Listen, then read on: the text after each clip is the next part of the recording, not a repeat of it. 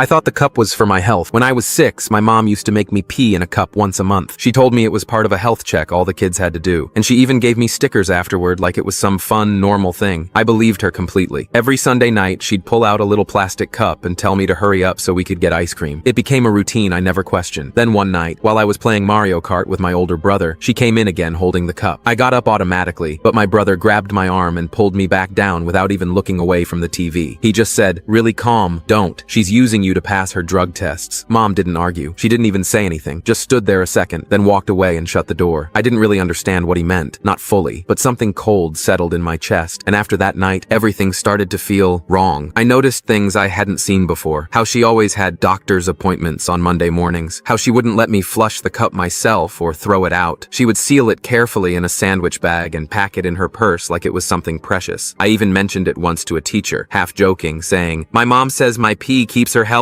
The teacher smiled weirdly and quickly changed the subject. After that, I learned not to bring it up. One night, she forgot to lock the bathroom door, and I walked in on her mixing powder into water. It didn't look like medicine. When she saw me, she slammed the door shut and snapped at me to knock next time. A few weeks later, she got pulled over while driving me to school. I wasn't worried at first. She usually talked her way out of tickets. But this time, the cop asked her to step out of the car. Then 2 more officers arrived, and they arrested her on the spot. Turns out, her probation officer flagged her last drug test.